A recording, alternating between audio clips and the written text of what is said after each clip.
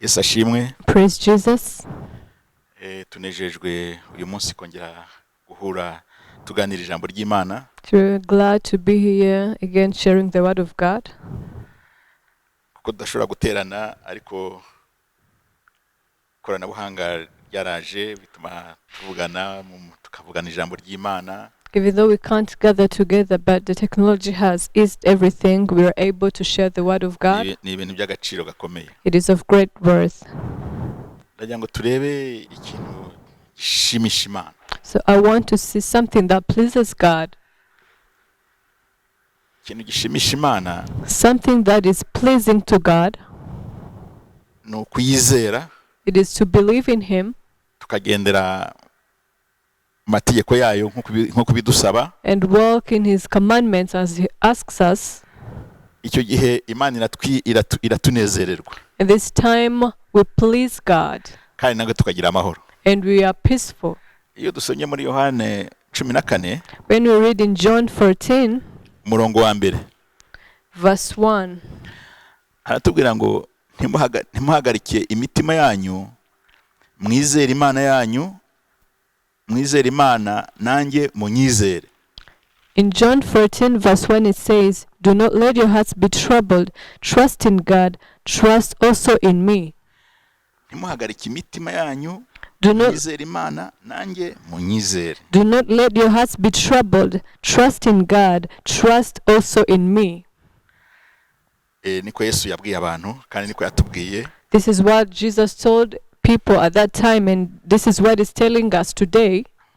Ukuvuga ngo nitugira ukwizera, It means tukizera that Imana yacu, tukizera Yesu, if we have faith in our God, if we have faith in Jesus, mu bihe nk'ibi ngibi, in such hard times, aratubwira ngo ntimuhagarike umutima nubwo byaba bimeze bite. He's telling us to not let our hearts be troubled, whatever may happen. Iyo niyo nkuru nziza ya Yesu Kristo yatuzaniye. So this is the kugira ngo great twe guhangayika, news that Jesus has brought for us, so that we may not let our hearts be troubled. ariko ibyo bikava mu kwizera Imana no kumwizera. But everything comes from having faith in God and having faith in Jesus.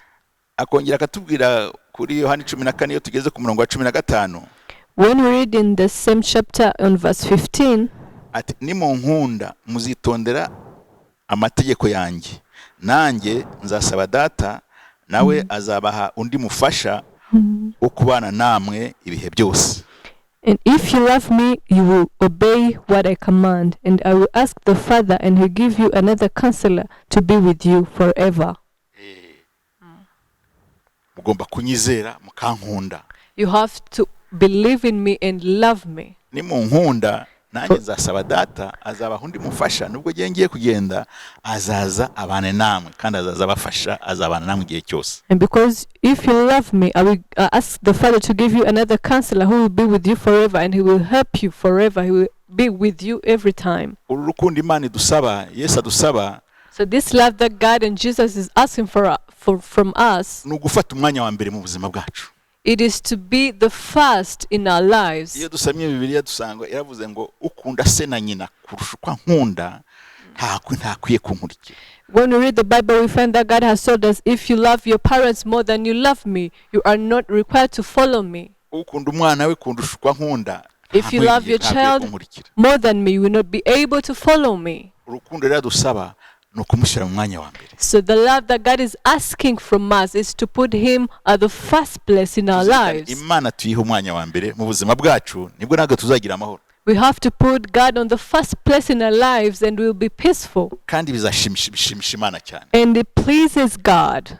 Amen. Amen.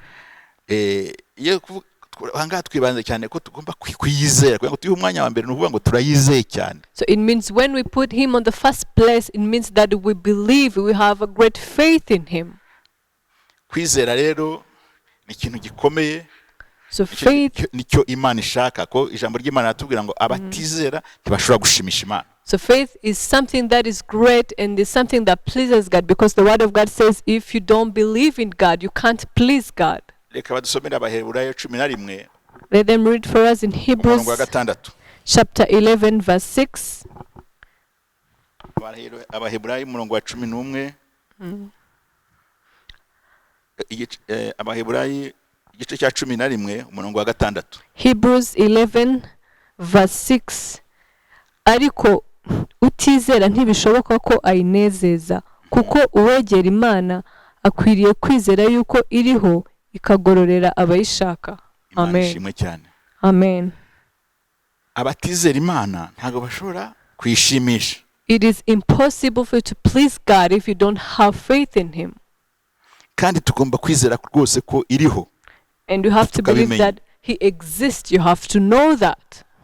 Kandi igororera abayishaka. And He rewards those who earnestly seek Him. Ahaje mu kindi gice gushaka Imana. So there comes another thing of seeking God. Nk'uko gushaka Imana niho havamo no kwizera. In this seeking God, when you're seeking God, the faith is born. Iyo dushaka Imana. It is among the rewards that God gives us when we seek Him. Igihe cyose Imana yavuze ngo nimunshaka n'umutima wanyu wose n'ubwenge bwanyu bwose n'imbaraga zanyu zose muzambona. God has said, if you seek me with all your mind, with all your heart, with all your strength, you will find me. Tugomba gushaka Imana n'umutima wacu wose, ubwenge bwacu bwose n'imbaraga zacu zose. So we have to seek God with all our mind, with all our strength, and with all our heart. Ati muzambona. And you will find me. Urumva rero kubona Imana icyo aricyo. So this is how you can find God. Kubona Imana no kubona ibisubizo by'ubugingo bwawe. So finding God is finding the answer for your life. Nukumva neza uri wowe n'Imana yawe ukamenya Imana icyo aricyo. It is to understand who is God and who are you. Ni ihishirwa rikomeye. It is a great revelation in our lives. Aho rero no hava ukwizera. So this is where your faith is born. Amen. Amen. Ukwizera. So faith. Umuntu ashobora kugira ngo ni biva mu bwenge ukavuga ngo uyu munsi ukavuga ngo yewe ngiye kwizera ninizera birashoboka. Sometimes we may think and say that faith comes from our mindset, and one morning you wake up and you say, I'm going to have faith, and you think that it's going to be possible. Kwizera bituruka ku Mana. Faith comes from God. Amen. Amen. Hari abantu benshi bahuye n'ibibazo. There are many people who met problems. Nasomye agatabo abana bo muri Korea bambukaga umugezi noneho imvura yari yaguye basanga umugezi wuzuye. So it is a book. It's the children from Korea. They were about to cross a river, and when they were about to cross the river was flooding. Noneho yuzuye baravuga ati mu kwizera tugiye kuhambuka. And because the river was flooding, they say, because of faith, going to cross this river. Noneho bibuka ko Petero yagenze hejuru y'amazi aragenda ajyaho Yesu ari. And they remember that Peter walked over the water when he was about to reach Jesus. Ngo barafatanye barasenga. So they hold their hands and they prayed. Bavuga ko babyizereye ko bagenda nabo bakambuka. And they say that they're going to cross. They decided to cross the river. Barangije gusenga bajya mu mazi. And when after finishing praying, they entered the river. Umugezi warabatwaye. And they were drowned. No one survived. So it means that you can't stand and decide that you're having faith and say that you're going to do something. You would meet many problems.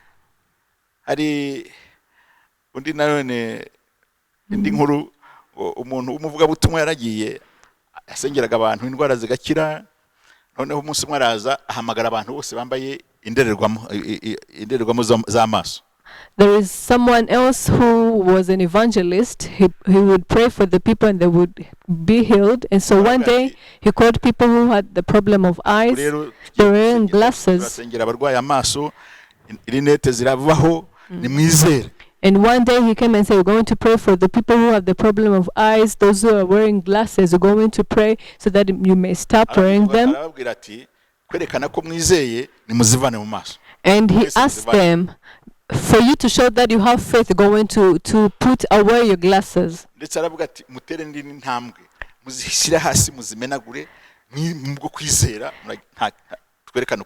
And he also asked them to tremble on them, so showing that they have faith in what he was praying for them. So they took this decision and they put away their glasses and they broke them. and he prayed for them. akora ibyo ashoboye, He did what he was able to do, ariko ngo nta muntu wakize uwo munsi. but no one got healed that day. Abantu mwe bagiye ahubwo barandase, babandi bafite za miyupi. So everyone went back with the same problem they came with. Urumva ko ukwizera rero ntabwo ari twebwe tubikreya. So it means that Kwizera kuva ku Mana. we don't create faith, but faith comes from God. Ariko mbere yuko dukomeza reka turebe hari igihe tuvanga ukwemera no kwizera. There is a time we mix beliefs and faith. Kwemera, Belief, abantu bose baremera, twese turemera ko Imana ishobora byose. everyone accept that God is able. Everyone has his own belief. Imana yatuma tugenda hejuru y'amazi. God can make us to walk over the water. Indwara zikiriza arizo zose. He can heal every sickness. Bose turabyemera na shitani ngo iremera. We accept this, and even the devil accept that God is able to do all. Ariko siko kwizera. But this is not faith. Kwizera ni intambwe. Faith is another step. Reka tuyifate tanga urugero. Hari ni inkuru bidusobanurira neza. Let us read the Bible as an example that illustrates well what is faith. Igikomangoma cyo mu Bwongereza cyagiye gusura muri Canada. The King of England went to visit Canada. Noneho baramwakira. And they received him. Bamujyana kuri shite ya Niagara. They brought him to Niagara Falls. Bamutembeza. They were traveling. Ubwo nyine hari abantu baje kumwakira, banamukinira. There are different people who came to receive him. They were playing some games for him. Hari rero umusore umwe wari acrobate, babandi bagenda ku migozi, akagenda akambuka akagaruka. And there was another young man who was an athlete. Yaraje agenda ku mugozi. When he was playing this game kuri iyo shit agenda hejuru. On this fall of Niagara, umugozi ngo wari ufite metero 330. and the rope had 300 meters. 330. The rope had 300 meters. Na hotel kujya hasi metero 50. And the height was 50 meters. Yari hejuru cyane. So he was very at the high altitude. Noneho aragenda. And he was playing. Agera hakurya. And he could go there. Afata ikintu kimeze nk'ingorofani, ashyiramo umufuka wuzuye ibintu. And then he took something that looked like a wheelbarrow, and then he put some bags in it. Abishyira ku mugozi, aragaruka acunga yayindi, arambuka nanone. And he brought all this wheelbarrow on the same rope. Noneho ageze ku rundi ruhande aravuga ati noneho mwabibonye ko ngenda nkagaruka. So when he reached the other side, he said, you have seen me. Mwabonye ko ntwara n'ingorofani irimo ibintu nkaba ngiye mbigejeje ahangaha. And you have seen me that I'm able to carry this wheelbarrow. Ninde wakwemera ngo yicaremo tugende twambuke. And he asked if there is someone who could accept to sit in the wheelbarrow so that we may do the same game. So this is where the problem rose from. Abantu bari aho ngaho bose bemera ko abishoboye kuko yagiye aragarutse niyo bya bintu babibonye rwose barabyemera. All the people accepted what he was doing because they have seen him doing it. Ariko bababwiye ati ni muze hagira uza tugende twongere twambuke. But when he asked one of them to come and go with him, baratinye bose. Everyone was afraid. Nukuvuga ngo nta wamwizeye. So it means that no one had faith in him. Abantu baravuga ati dushobora kugenda ariko hakaba kantu. The people twamanuka. The people said maybe we could go, but there may become something that could make us to fall. No one can believe in this. So faith is not having that something will happen without any problem. But they have that they could go with him and then fall down. But there arose an old woman. She came and sat in the wheelbarrow. They went and they crossed to the other side. And when they were about to see who was the old woman, they found that she was his mother.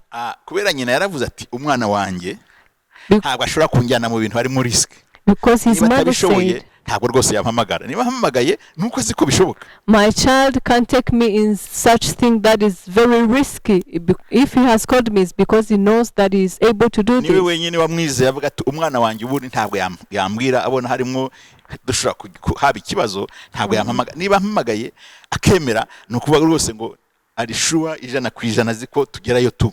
So his mother said, my child can't call me if there is something that is risky. If he has called me, he knows that he is able to do it. Ubwo twari kugira ngo dutandukanye kwizera no kwemera. So we wanted to show the difference between having to accept something and to have Abantu bose faith. baramwemeraga. So all ariko people ntago accepted bamwizeye. him, but everyone had no faith in him.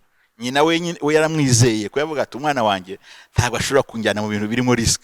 Niba ayemeye ko tugenda nukuvuga ko arabizi ko tugenda koko. Only her mother had faith in him. Uko kwizera rero So this faith, ntabwo guturuka mu bwenge bwacu. it doesn't come from our mindset. No.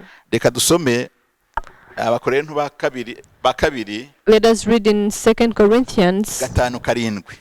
chapter 5 verse 7. Nubwo Bibiliya y'Ikinyarwanda itari kubivuga neza, Even though this Bible in Kinyarwanda is not explaining everything well, reka dusomere. Abakorinto ba kabiri 5:7. kuko tuba tugenda tuyoborwa no kwizera, Tuyoborwa no kwizera, tutayoborwa n'ibyo tureba. tutayoborwa n'ibyo tureba. Mu zindi ndimi rero nko mu Gifaransa baravuga que votre foi ne repose pas sur la sagesse des hommes mais sur la puissance de Dieu. In French Bible they say, let not your faith lean on your knowledge or wisdom, but let it lean on God. Ntago tugomba kubishyira mu bwenge. We don't have to put our faith in our mindset and knowledge ubwo ibingibi byabaye ubwo byanditse ngiye kubikora mu bwenge bwawe. and say, because this such thing has happened and it's written, I'm going to do it, but using your mindset. Oya, kwizera biva mu mbaraga z'Imana. No, faith comes from the power of Impano God. y'Imana. It is a gift from God. Hallelujah. Hallelujah. Impano y'Imana. It is a gift from God. Noneho bikorwa rite rero? So how is it done? Reka dusome mu Baheburayo 12. Let us read in Hebrews 12, umurongo wa mbere n'uwa kabiri. verse 1 and 2. 12. Hebrews 12, verse 1 and 2. Umutwe uravuga ngo kwihanganira ibitugerageza dukurikije icyitegererezo cya Kristo. Nuko natwe ubwo tugoswe n'igicucu cy'abahamya bangana batyo, twiyambure ibituremerera byose n'icyaha kibasha kutwizingiraho vuba. Dusiganirwe aho dutegekwa twihanganye. Dutumbira Yesu wenyine ari we banze ryo kwizera. Ari we banze ryo kwizera. Kandi ari we ugusohoza rwose, yihanganiye umusaraba kubw'ibyishimo byamushyizwe imbere, ntiyita ku isoni zawo, yicara iburyo bw'intebe y'Imana. Amen. Amen. Ahangaha In this chapter, Yesu niyo nkomoko yo kwizera, Jesus is the author of faith, kandi akaba ari nawe ubinonosora ubitunganya. and he is the perfecter of faith. Iyo usomye muri Bibiliya ijambo ry'Imana, When we read in the other nibwo byumva neza. Bible, this is where you understand. Ni nawe banze ryo kwizera, kandi ari we ubisohoza rwose. Niwe banze, niwe baze, niwe soko. He is Yesu niwe this. soko yo kwizera, kandi ni nawe ubisohoza. They say that Jesus is the source. He is the author of faith, and he's the one who is the perfecter of faith. Yes. Ntabwo ari ibintu byo mu bwenge. It is not something that we understand using our knowledge. Biva ku mbaraga z'Imana. Faith comes from the power of God. Biva kuri Yesu, niwe banze ryose, niwe soko yo kwizera. Faith comes from Jesus because he's the one who is the author. And he's the one who is the perfecter of faith in us. And we understand what is faith. Hallelujah. Hallelujah. Ibi rero bishoboka iyo dusenga So it become possible when we pray. birasaba kugira ubusabane n'Imana. You are required to have communion with God. Niyo gituma 12 nyine umurongo wa mbere That is why twiyambure ibituremerera byose n'icyaha kibasha kutwizingiraho vuba. That is why chapter 12 verse 1 they say, let us put aside everything that hinders and sin that is easily entangles. Twitanye n'ibintu by'ibyaha. Let us get rid from our sins. Ibintu bituroha. Everything that would take us in a pit. Nko kwiyeza. In other words, it's like sanctifying yourself. Tugendere mu nzira z'Imana. And let us walk in the ways of God. Because when we come before God, we have to be pure before Him. So when we are pure, so this is where we have communion.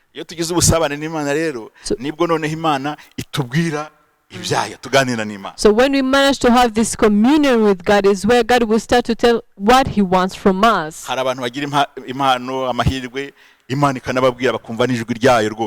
are people who are blessed, they can hear even the voice of God. When God speaks, they hear His voice. Abandi nk'azo tutumva iryo jambo tutumva ijwi ryayo neza ariko twiyumva ini conviction intérieure twumva muri twebwe ibiduhamiriza ko ari byo. And those who can't hear His voice, there is inner conviction that what He's saying is true. Icyo gihe ijambo ringiye bivuga ko ryabaye rema. So this is where they say that the word is true. Ukumva ari byo. And you feel that it's true. Ukumva byabaye. And you feel that it has happened. And this is what is the God who created this because of our communion with Him. So as we have started saying that we have to put God on the first place and put all of everything that get us in sins,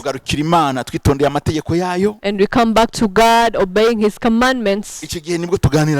This is where we are able to talk with God. And we are able to understand the will of God.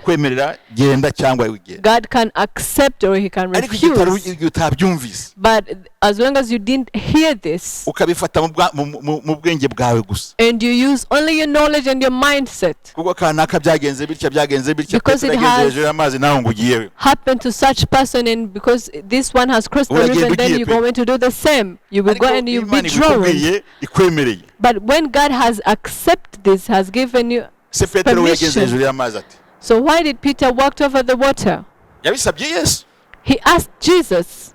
And Jesus accepted. He allowed him to come. And He said, come. And who has allowed you to go? Hallelujah. Hallelujah. So faith does not come from our mindset and knowledge, but faith comes from the communion we have with God. And this is where God becomes the author and perfecter of your faith in you.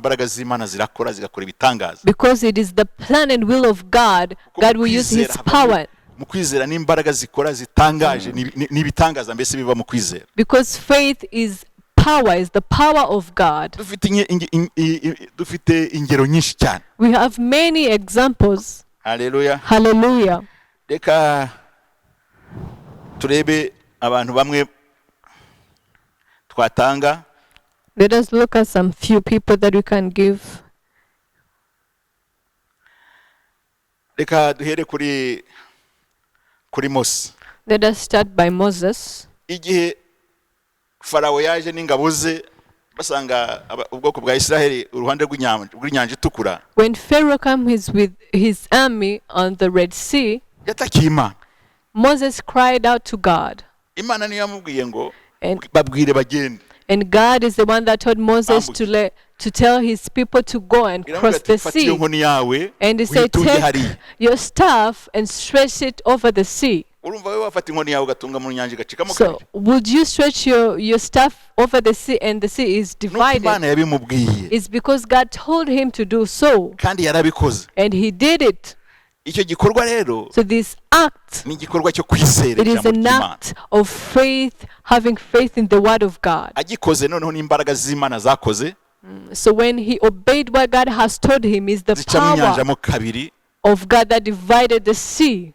Uko kwizera rero kwe gutuma ukora igikorwa Imana ikubwiye, none wabikora mu buryo bwo kwizera, imbaraga z'Imana zigakora. So when you have faith, when you believe what God has told you and you do it, is the power of God that do what you are told to do.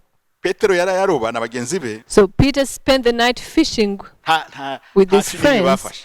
They didn't catch any fish. Ariko Yesu yanyuze aho bari handi batsindiwe. But when Jesus passed by where they were, arababwira atoya mwihambira ibyo bimurobesha ahubwo nimusubire ahubwo subirayo Petero. They were about to go home, but Jesus told him to go and fish again. Abanza kumubwira ati ariko twaraye hariya nta kirimo. And Peter replied him, we've spent the whole night fishing, but we didn't catch any fish. Ariko ko bivuze reka ngende.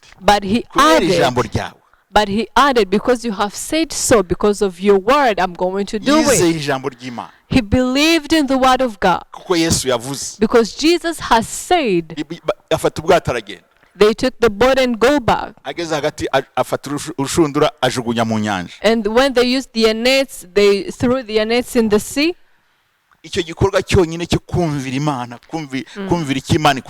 So this act of obeying God, of having obedience in what God has told you to do, so this is having faith in God. It is to do what God has told you to do. Yesu niwe ubinonosora, Yesu niwe ubikora, ni imbaraga z'Imana zirakora yamafakaza ngo ibyo yakubwiye bigakoreka. So when you obey what God has told you to do, is the power of God that perfects everything that you do. Kwizera ari kutuvamo gusa ngo ukora ibintu ko abandi babikoze. Oya, kwegera Imana ikubwire ikwemerera. So faith does not come from what you think or because you have seen other people doing it, but faith comes from communion with God. You have to pray and draw close to God so that you may hear what God wants to tell you. Ibyo kandi Imana irabizi ko twebwe nyine biraturenze birenze ubwenge bwacu. And God knows it because it is beyond our mindset, beyond our knowledge. Niyo gituma ibintu byose bikozwe mu kwizera ari bitangaza. That is why everything that is done in faith is a wonder. Urabona Imana ibwiye Yoshua ngo jyana ubwoko bwawe mujye mu gihugu cy'amasezerano. So when God told Joshua to take his people to the promised land, utangirire kuri Yeriko, and start from Jericho. Imuha amabwiriza yoroshye cyane. And God gave Joshua easy commandments, easy ways that he had to follow. Ubundi atari Imana ibikubwiye ntago wajyayo koko. If it was not God that told him, he was not able to do it, to go and take in captive this city, that great city of Jericho.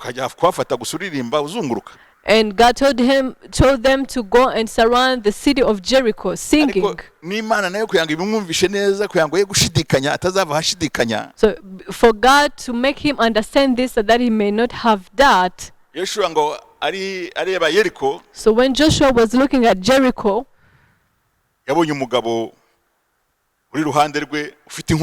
he saw a man holding a sword, and he drew close to him. And he asked that man, we have come to the battle. Do you belong to that team or you belong to us? And the man said, I don't belong to any of you. And that man replied to him, I am the master of the army of God. I have come to lead the battle.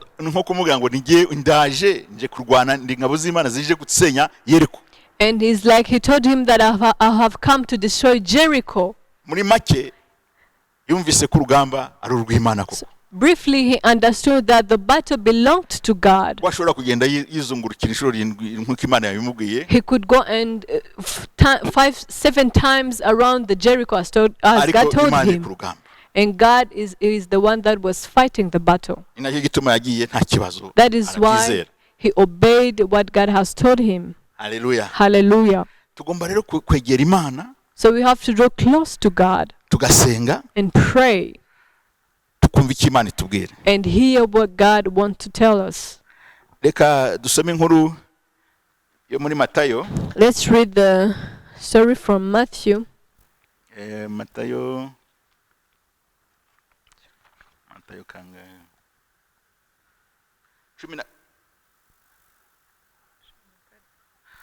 kuva kuri 17.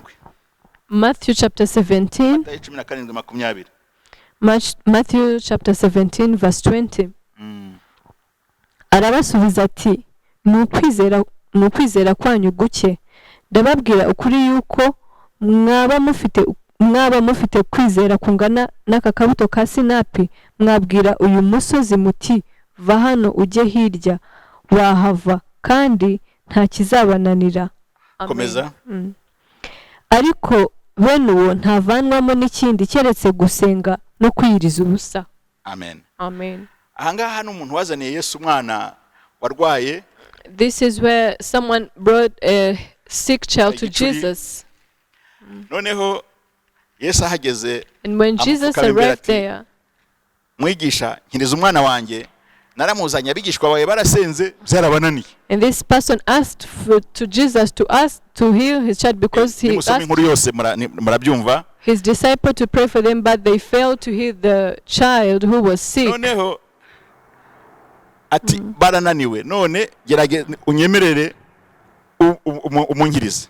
And he told Jesus they failed to pray for this child and get healed, but I ask you to pray for my child so that he may be healed. And Jesus told his disciples, ati ni ukubera kwizera kwanyu kudafite aho gushingiye. It is because your little faith. Nicyo gituma mutashoboye gusengera umwana ngo yirangwarikire. That is why you failed to pray for this child and get healed. Ndetse arabacyaha rwose ati ubu nzabagenzana. And he even rebuked them.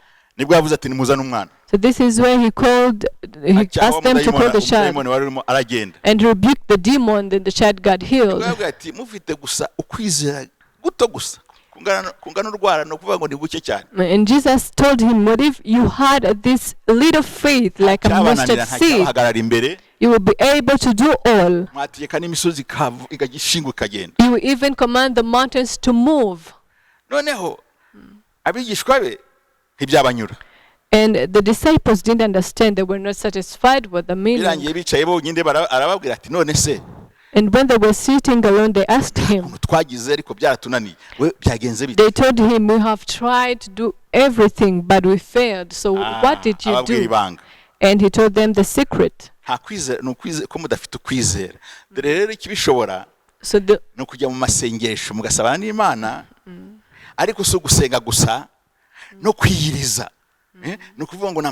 So akomeye muri mu busabane bw'Imana, Imana ikabaha directive ikabagabiza ibyo byose. So the secret to having faith in God is when you pray, you fast, you have communion with God. This is where you will hear what God wants to tell you.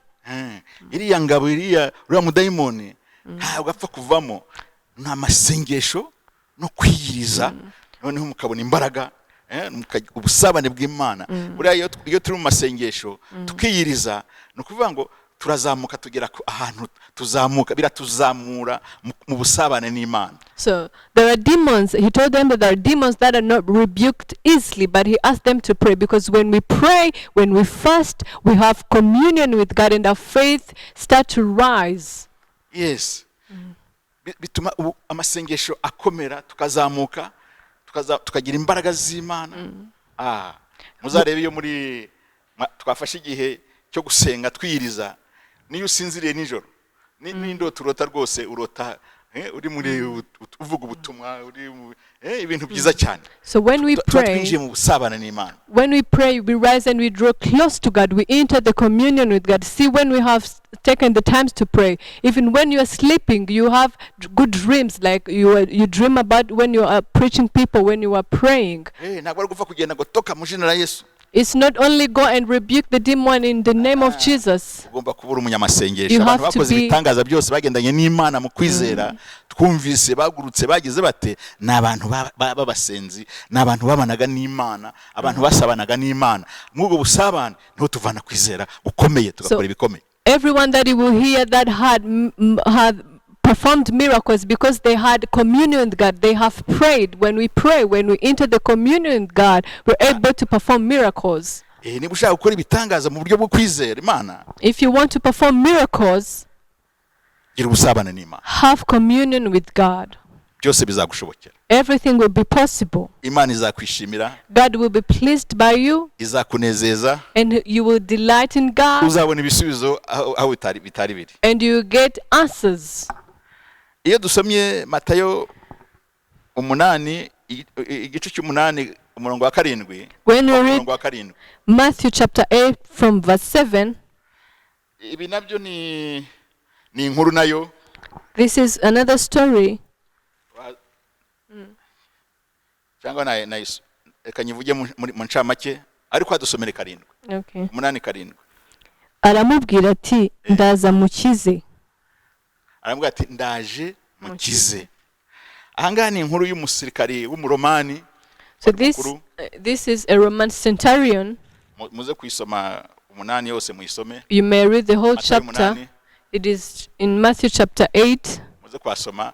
Uwo musirikari ngo yari afite umugaragu yakundaga cyane, ararwara abura ukuntu yabigenza. So this centurion has a servant and he fell sick and he was not able to do anything Yesu for him. yaranyuze muri ako gace, So Jesus was passing by this neighborhood, abwira abayuda ati mujye kunyingingira Yesu ankirize umugaragu. and the centurion asked the people to go and plead to Jesus so that he can come and heal the servant. We yanze kujyayo. So he was not able to go to Jesus Yarazi Yesu, yumvise amakuru ya Yesu, because he knew Jesus. He heard about Jesus amenya uwo ari we, and he knew who was amenya Jesus. imbaraga n'ubutware bwe. He knew the power and authority that Jesus Asa nkaho had, bahuriye. and he found that they were not comparable. Aca bugufa yumva ko rwose atajya no kumuderanja, And aho he- batuma abantu mujye kumwingingira. He humbled and he sent his messengers to go and ask Jesus to come and heal the servant. Baragiye babwira Yesu So uwo they ari we, went and told Jesus who was the bamubwira ibyiza akora, person. ukuntu abafasha mu kazi k'Imana, They told him that he was a good person, that he ukuntu helps them in many urusengero, things, that he has built the church for them. bamuvuga ukuntu ari umuntu mwiza kandi uca bugufi kandi utinya Imana. And they told Jesus that this centurion was a good person and he feared God. Ngo Yesu abyumvise, And when Jesus heard of this, baravuga ngo ndajya kumukiriza. and Jesus said, I will go and heal him. Kandi yaragiye koko. And he went. Ariko ngo ageze mu nzira, But on the way, wa musirikari mukuru ngo yamutumyeho, yohereza abantu ati nyaboneka mugende mumubwire. the centurion sent the messengers Ni umunyambaraga. and sent the messengers to go and tell Jesus that he was powerful. Whatever he commands happens. Whatever he says, it comes to pass. Yakwirisha ngo agere n'aha ngaha. He cannot even come to this place. Adakwiriye no kuza muri inzu yanjye rwose. Jewe ndi umunyabyaha, jewe ntabwo nkwiriye ko yazura muntu. He was very humble. He even asked Jesus that he was not supposed even to go to the house. Amenya Yesu, amenya icyubahiro, amenya uwo ari we. He knew Jesus. He knew that Jesus was glorious. Sinkwiriye, ntabwo akwiriye kwinjira ngaha. He was very humble, but go and ask for him to come and heal my servant. Babibwiye Yesu, So when they told this to Jesus, and it touched his heart umva umuntu wamuhishuriwe. to hear the person that had Abandi bagenda revelation about batamuhishuriwe neza, him. batamwumva neza. Everyone else didn't understand well. Ariko undi yaramubwiye ati nta nubwo nkwiriye rwose, ntabwo akwiriye kuza aha ngaha. But this centurion Nkwiriye rwose. the centurion said, you can even not come here. But Jesus said, I am amazed. Nubwo bwa mbere nabona umuntu wizera. So this is the first time I have met Hano muri someone Israel with arusha abandi faith. kwizera rwose. In all Israelites, there is no one Kwizera that Imana has rero faith ukaza like ukamenya him. Imana, So having faith in God is to first know him ukaba umukiranutsi, and be righteous ukagira ubusabane n'Imana, and have communion with God ukegera Imana uciye bugufi, and draw close to God with humility. ugashyira Imana mu mwanya wa mbere. And you put God on the first place. Uwo nguwo niwe ugendana ukwizera. So this is the person that is able to work with Uha faith. Yesu umwanya wa mbere mu buzima bwawe, When you make Jesus your first, uzakora ibitangaza. you will be able to perform any miracle. Ukwizera uzakora ibintu bidasanzwe. So because of that faith, you will do extraordinary things. Niwe uduha ukwizera He's the one that gives us faith, kandi akabikoreramo ibyo ashaka byose. and he does whatever he wants. Haleluya. Hallelujah. Ubwo rero nubwo uguza wayo inshuti y'Imana. So this is where you become a friend of God. Ubwo tuzagendana n'Imana inezerwe. And we work with God and we please him. Hallelujah. Amen. Twatanga ingero nyinshi. We can give many examples. Kuko abantu bizera Imana n'abantu bamenye Imana bakamenya ububasha bw'Imana, imbaraga z'Imana, urukundo rw'Imana. Because people who believe in God are the people who have known God and knew his power, knew his love. Kuva ku Imana idukunda cyane kandi dushakira ibyiza. Understanding the love of God is to understand that he loves us so much and he wants good things for us. Umwana mu rugo rwa data. As a child to your house or the father. You can't miss anything. Whatever you will ask, it will be given to you. So that is why we come with faith without having any doubt. We don't have to have that. You have to know who you are. That you are at the Father's house. And God will give you anything that you want. You have put God on the first place. Everything that you ask God will be given to you. So this is a great secret. This is the faith that Jesus was talking about. Without doubting about the word of God. Hallelujah. Hallelujah. So we have to seek the communion with God. We will please him. And this is where God is telling us to not let our hearts to be troubled.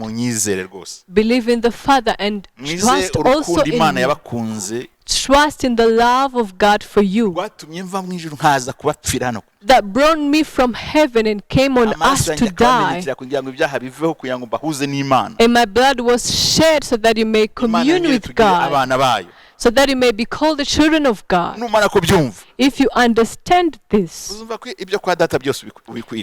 you will understand that you have a right to your Father's house. This is where you put God on the first place. You will work with God knowing his will. And everything else will be all right.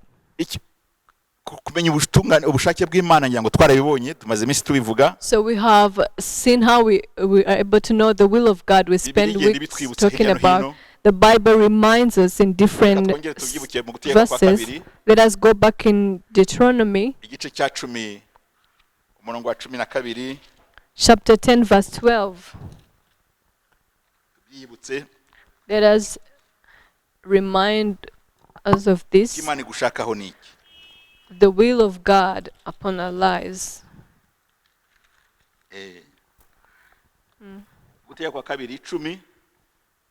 Deuteronomy chapter 10 verse 12 up to 13. None wa bwoko bw'Isirayeli we Uwiteka Imana yawe gushakaho iki? None wa bwoko bw'Isirayeli we Uwiteka Imana yawe igushakaho iki? So what does God wants from you? Take the people of Israelites. So you were redeemed by the blood of God. You were saved by the blood of God. Now you are the children of God. So what does God want from you? Listen to what God wants from you.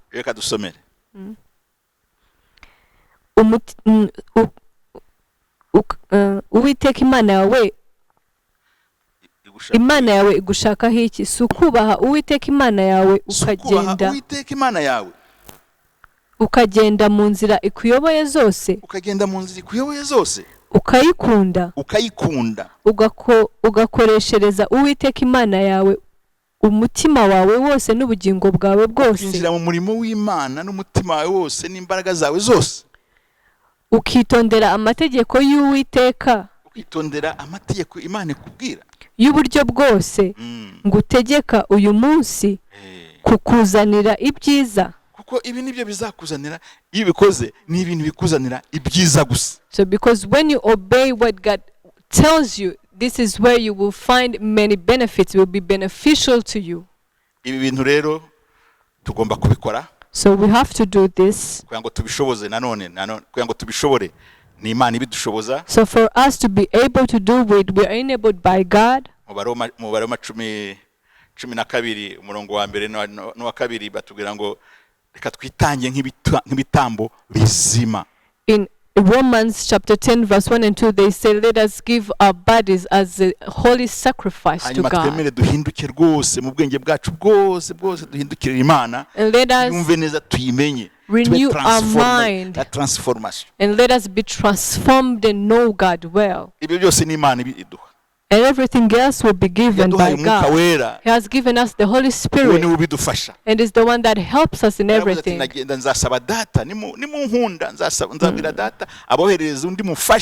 Jesus told his disciples, if you love me, I will send you another person who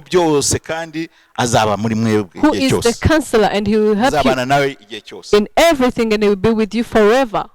Know that we are favored. We have the favor from God. The Spirit of God that dwells in us is the helper. He's the one that explains us everything, even what we say. He's the one that enables us to do everything. He's the one that leads us in the right way. Even in our prayers, he comes and helps. And he comes when you're praying because he is the one that knows the will of God. So we have to accept and be led by the Holy Spirit of God. That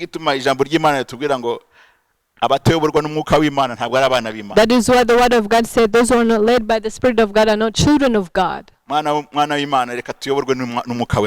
allow yourself to be led by the Spirit of God. Let us come back to God. Let us put him on the first place. Let us love him.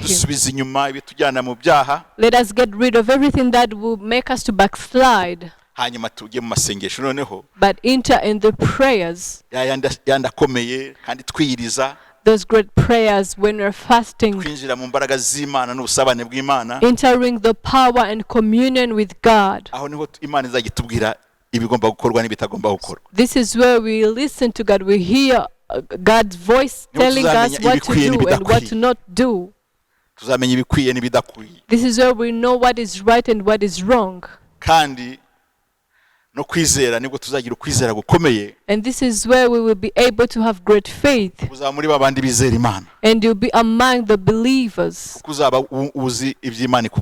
Because you will be able to understand what God is telling you. You will be able to hear the voice of God. You will understand and you will do the things that you understand. So this is where we start to perform miracles from God. So nothing else gives us peace except walking with God, praising him, obeying his word.